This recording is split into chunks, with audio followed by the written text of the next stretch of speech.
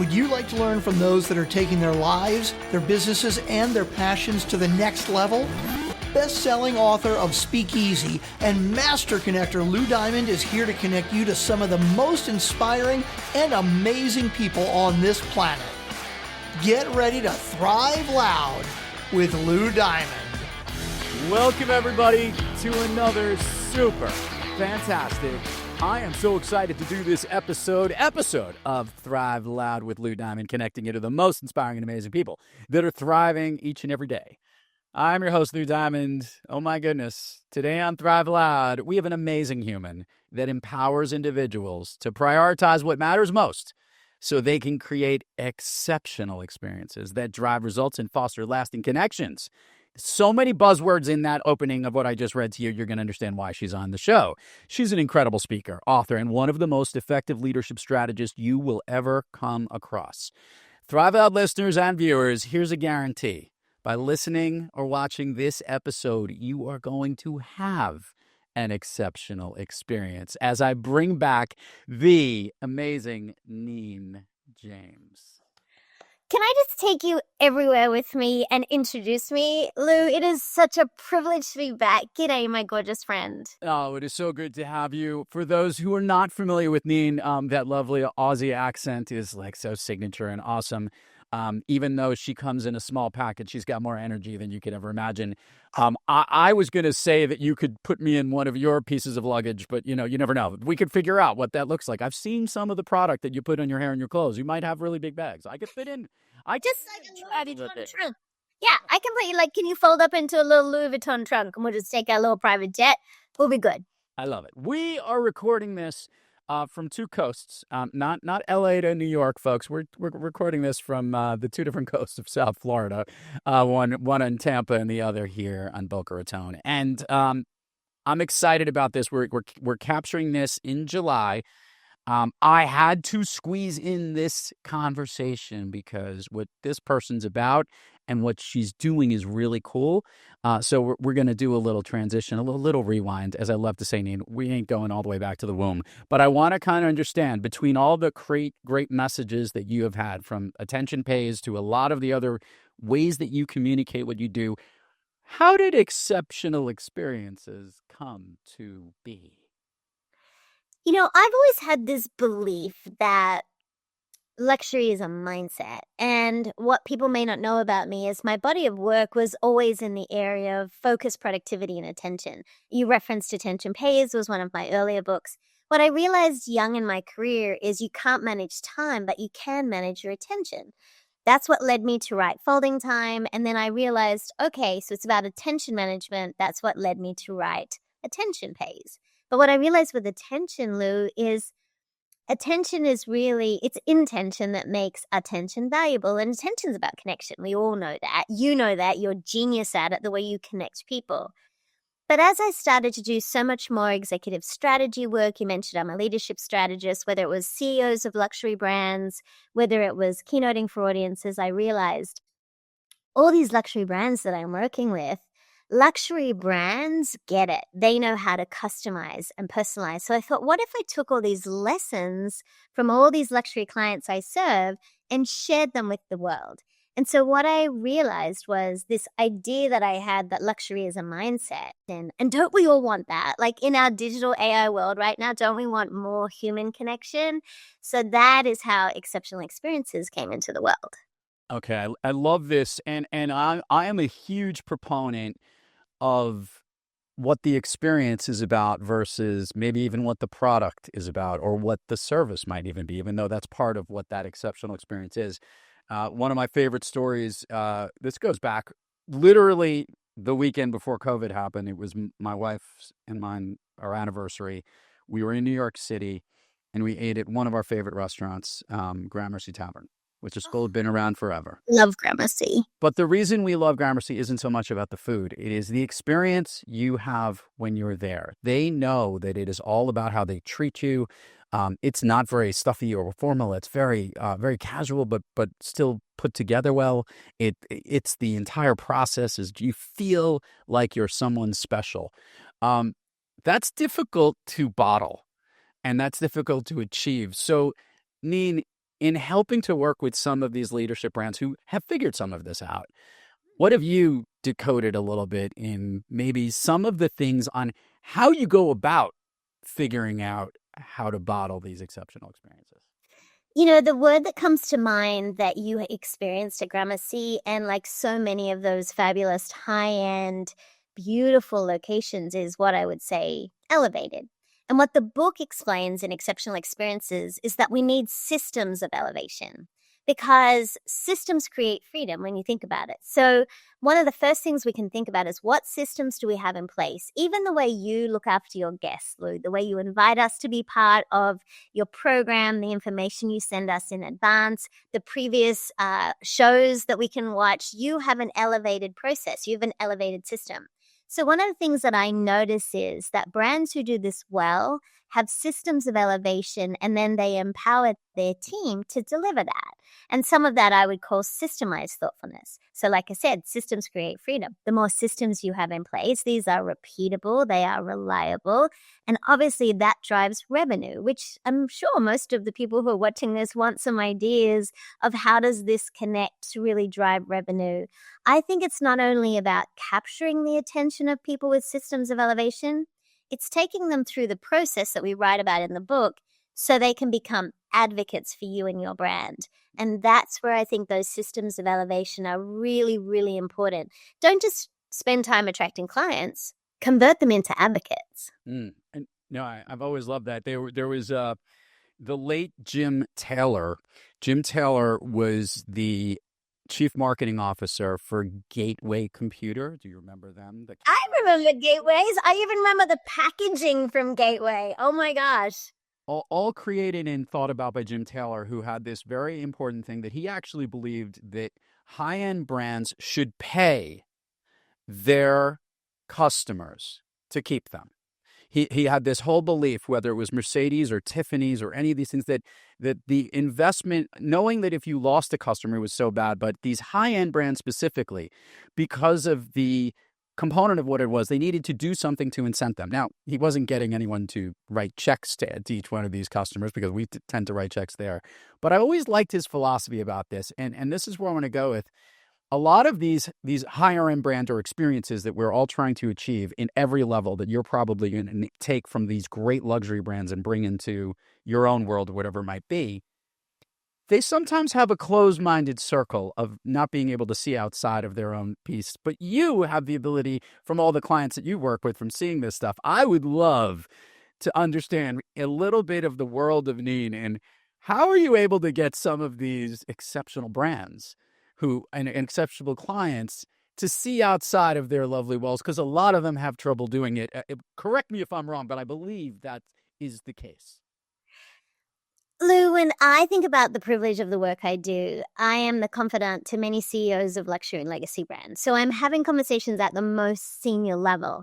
What that allows me to do is to share with them best practices I see outside of their industry, outside of their brand.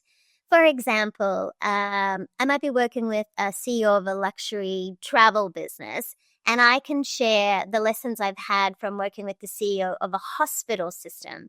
And what I can do is compare. And so what I want people to realize is you don't need to have a luxury product or service to provide a luxury level of service. So the way to get people's minds to open is you need to be able to, one, be informed, obviously. And because I'm at that level of strategic conversation, I can do that. But here's the other thing, Lou, that's really interesting. I've always believed that luxury is a mindset. And so I assumed there would be a research study on it, right? So I Googled luxury as a mindset.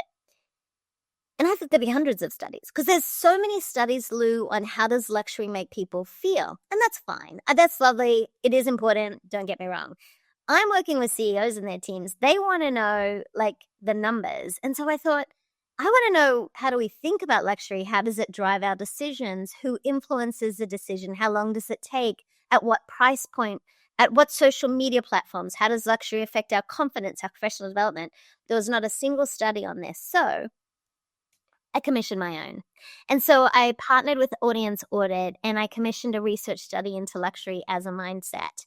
And what that allowed me to do is to go back to those same CEOs and say, so this is what I found. And so evidence and data, this is not just my opinion. I would love to have just been my opinion, but who cares? Like, there's so many people in the world who just like regurgitate books they read, or they see a stat on social media and then all of a sudden they're experts in it. No.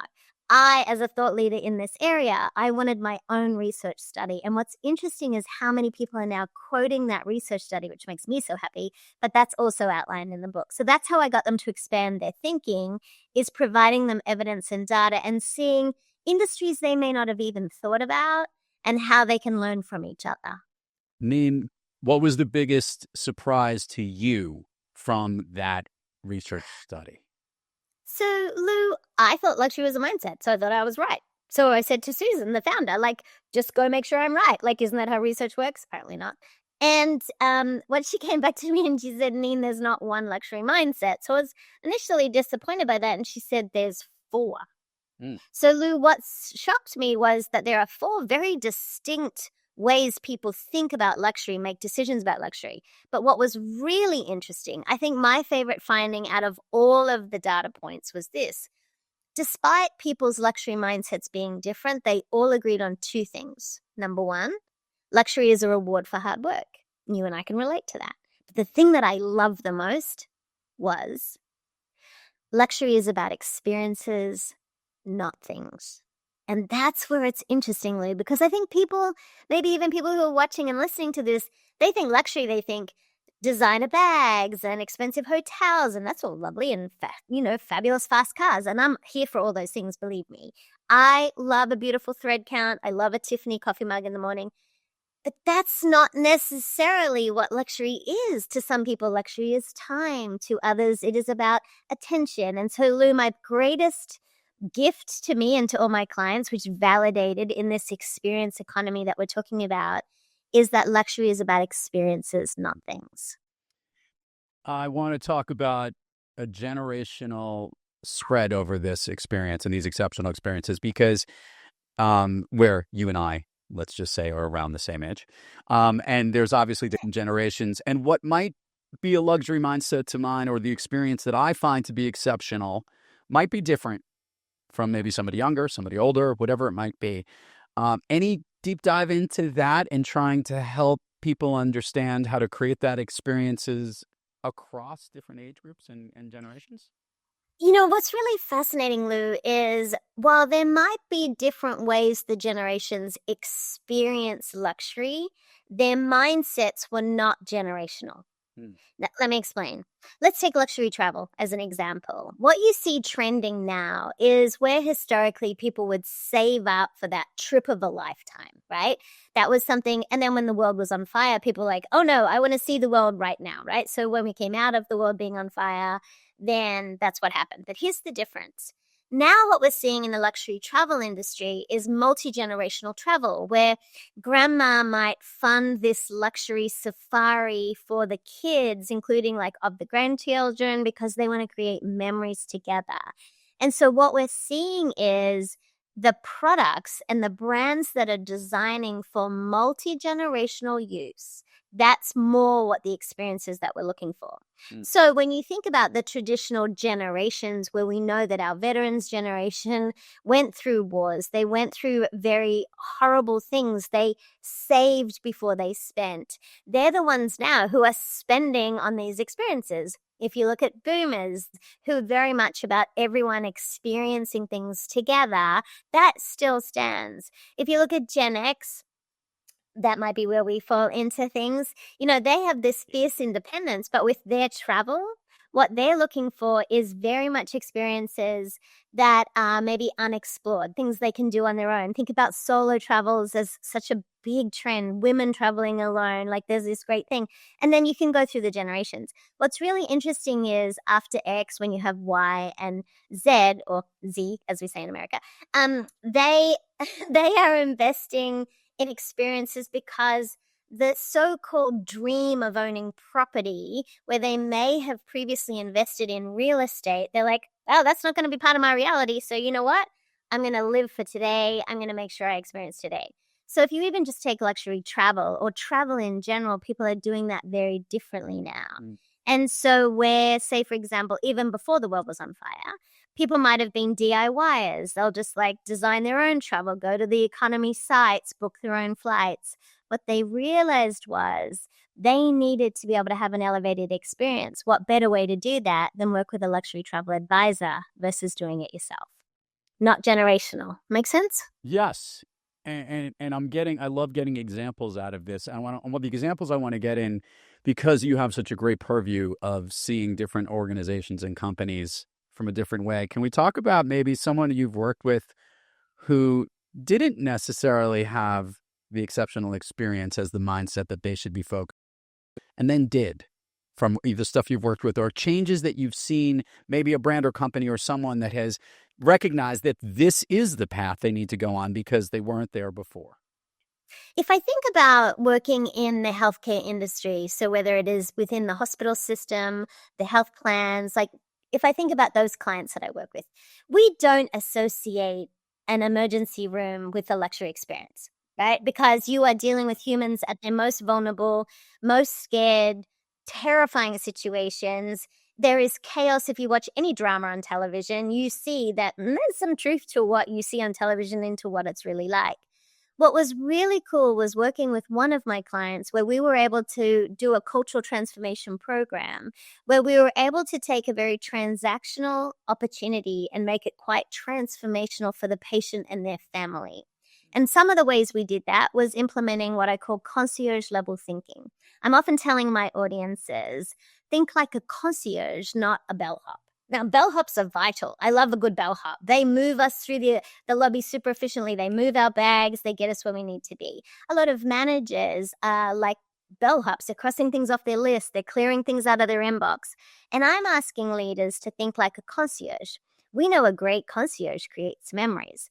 They anticipate needs we didn't even know we had. They tell us about the local restaurants, the funky new bar down the street. They can expose us to a community in a different way. Having my hospital clientele think like concierges to anticipate what are the concerns of the patient, the physician, the family, the specialist, all of the emergency services that surround the patient. I call it surrounding the lifestyle. And so that's an example of an industry. You don't necessarily think of that, but it could be like chef-made meals, the physicians giving their personal cell phone number so that they could be contacted in an emergency. So think about like that industry is one that, that's not a luxury hotel, but there are beds and there are people that we need to check in. And so when you think about some of these philosophies, they're very, very similar.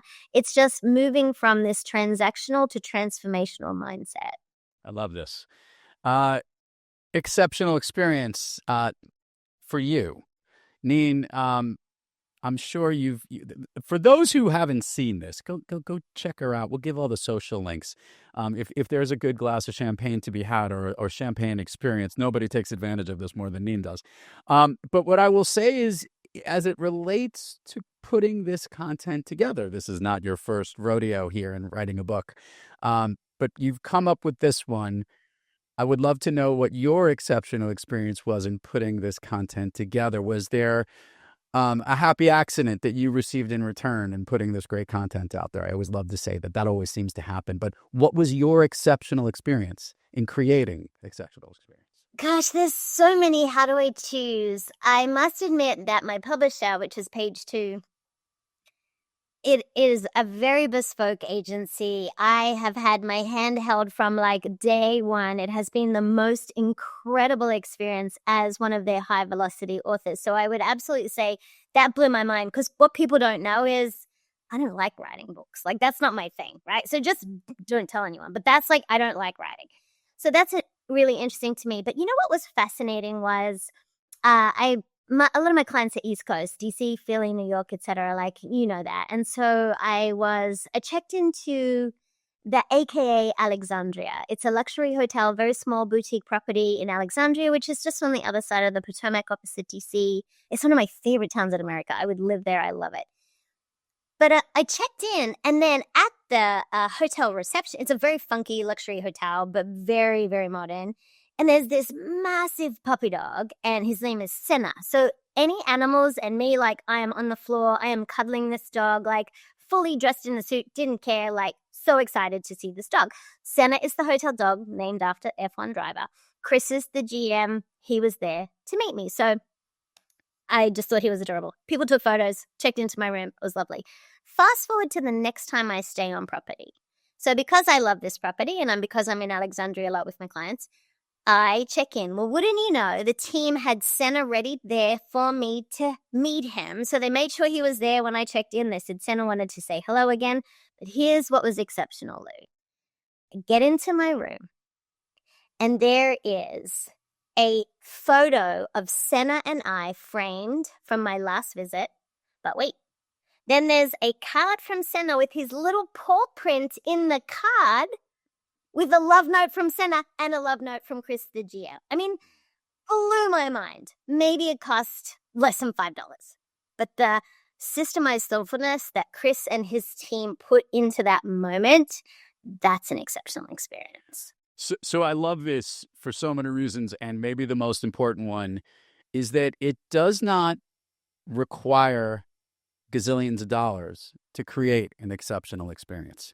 And I think I would even argue, as you and I are having this right here, listeners need to know, obviously Neen and I know each other really well. And even before this interview hit record, and we know we're going to have a conversation afterwards, I value just this as an exceptional experience. So it really doesn't cost much. It is all about making the most of the little moments, because it's that little moment that you will remember the most that can make it exceptional.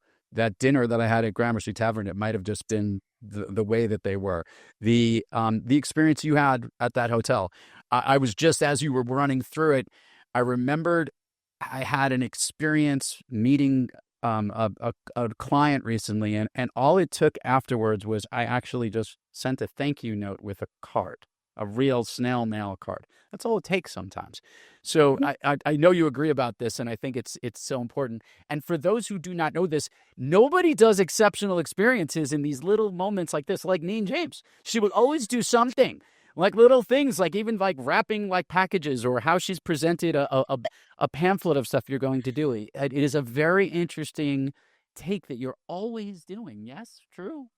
Yes, and I remember my corporate days. I had one of my bosses. I was in the oil industry. There were not a lot of chicks in oil when I was the senior leader there.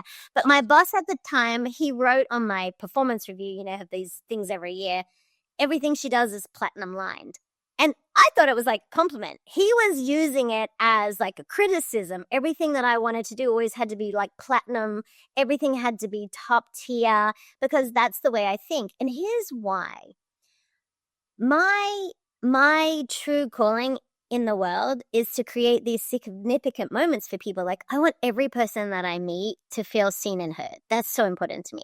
And the whole secret message in this book is that luxury is really about helping people feel seen and heard and valued. The reason you had that experience at Gramercy with your beautiful partner is because you felt seen and celebrated, right? And so in the book, we have this concept of champagne moments. And we can find champagne moments every day. A champagne moment is just something that makes you smile, brings you joy. And champagne moments don't have to cost anything, to your point, but I'm always looking for champagne moments, Lou. And you know I'm a fan of the handwritten note, because think about it. In our digital AI world, it's not just about human connection. Analog systems get attention. When someone actually sends you physical lumpy mail or a handwritten note in the pile of bills that you might get, those white envelopes, my hot pink envelope, it's going to stand out. I'm gonna say this. I'm gonna give a shout out. We're recording this obviously in late July of 2025. Recently, July 4th weekend, I got the opportunity to visit some friends out in Colorado, and we met up with other friends in Colorado. And the ones who hosted us sent us a miss you card, and we took one of those orchestrated pictures of all of us jumping in the air, and we were caught it in the moment. Even the dog jumped in the air. It's very cute. This particular picture, what does she do? She mailed it in one of these, systems and sent it out to both us and the other couple that was there. And it's awesome. And you literally, you now not only miss the experience and appreciate them, but it is that sense of appreciation that I think, to your point, whether you're in corporate, whether you're starting your own business and you're so focused on dollars or whatnot, you have to remember that it's these little moments that will build up to the greater ones that create the cultures the connections, the relationship and experiences that will drive the results that you're trying to achieve and get to. Yeah, because the personalization and customization, this is what luxury brands do so well, right? We can do that whether you are a business of one, right? Or whether you have a small business. I dined at there's a lovely little restaurant in Tampa that we adore. And when you come over, we'll definitely go there. And it's this French and Vietnamese combination called BT. Well, when I sat down, the linen napkin was embroidered with my name. Oh, wow. They can't ever use that again. So if that costs them $2 to $5, and did I take it? You better believe I took it because they're never going to use it again. And I love having my breakfast with my little Neen napkin. And it reminds me of my time at BT. And my guest, Erin, she had her name on there as well because I said it was her birthday. How clever is that? It took someone from the reservation to see the party's names, 2 chicks, Erin and Neen. The boys didn't get theirs embroidered, just us. But like, what a lovely little tiny gesture. And so they have a system in place to do that. So it doesn't have to be big. It doesn't have to be expensive. It has to be personalized and customized. That's the key to this. Let's do the admin part of the show because I'm going to have a fun time on Fun Street with Neen here. Neen, share with all the listeners and viewers where they can find you, where they can grab a copy of the book. What's to come for Neen? Go. Well, lucky for me, there's only one Neen James online, so NEENJAMES.com, and I'm sure Lou will link to that in the show notes. You can follow my adventures on Instagram, where I play every day, and also reach out to me on LinkedIn. Exceptional experiences you can find where all your favorite books are sold online, as well as if you have an independent bookstore that you love, I would love it if you would support your local community bookstore. That would mean the world to me. Spectacular. And by the way, I'll even give a shout out because I'm a page 2 author as well. We're big fans of those lovely Northwestern Canadians as much as we can because they're all so sweet and so nice and make exceptional experiences. I love them. Okay. With that shout out, I've been dying to do this for a while because I didn't go back to figure out when was the last time Neen was on the show, but it's been a minute.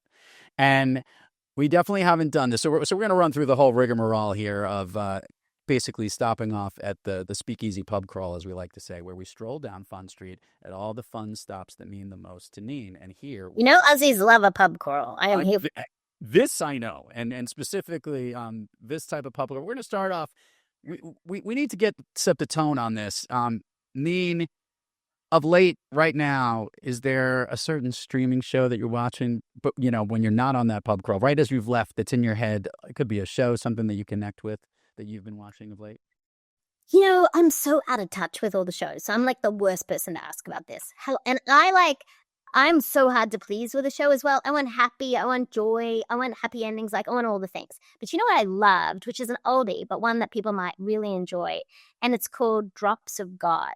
Oh. So if you're into wine, which my husband and I really am. So that one I would put on your list. It is clever, it is elegant, it is so well written. Even if you're not into wine, it's very clever. Drops of God. We were at a wine tasting event last night.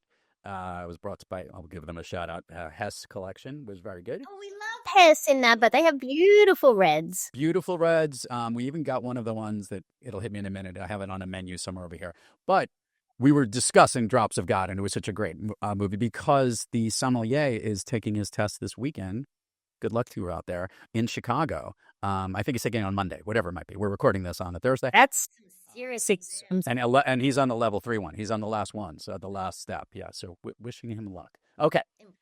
Here we go. We're gonna do a little. We're gonna skip along this pub crawl here. Does Neen have a song or a jam of late that's in her head, or a certain beat that she's been listening to more often than not? You can pretty much be sure in my house Ed Sheeran will be playing. And right now he's having this moment with he's doing Azizam, which is a really India influence, and I can't get it out of my head. Sapphire, which is an amazing song. He also did the song Drive for the new F1 movie that's showing at the time of recording. So just pick one of those. They're absolutely all in my head. I know all the lyrics. Currently, does Neen James have a dessert in this summertime that we're doing this that she loves to eat? A dessert of some kind? I will always choose champagne over dessert. So champagne is my dessert. Yeah, so champagne, I would think. What about a main entree that you would have? Something delicious that you're looking to eat? Well, I am the girl who orders fries at the table. You know how everyone wants fries, but they don't want to ask for fries because they're pretending to be healthy?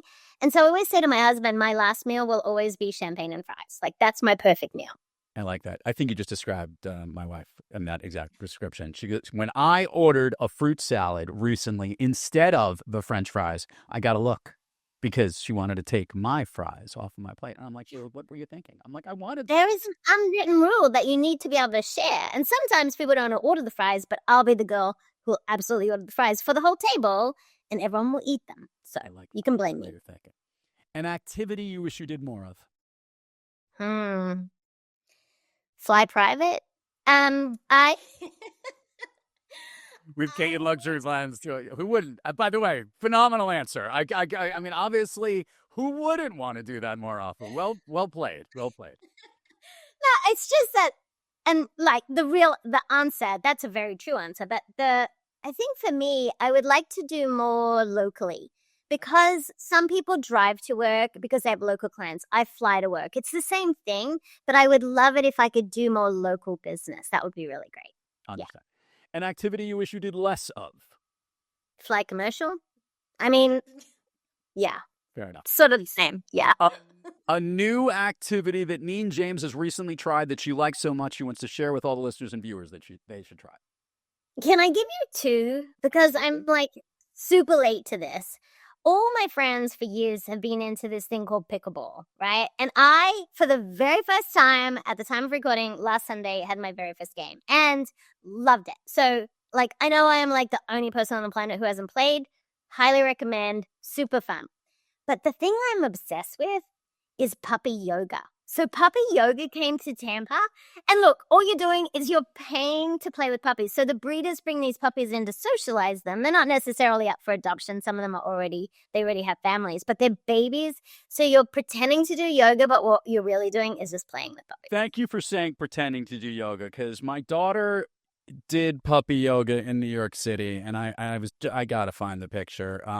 She's not doing yoga. She's basically hanging out with the dog.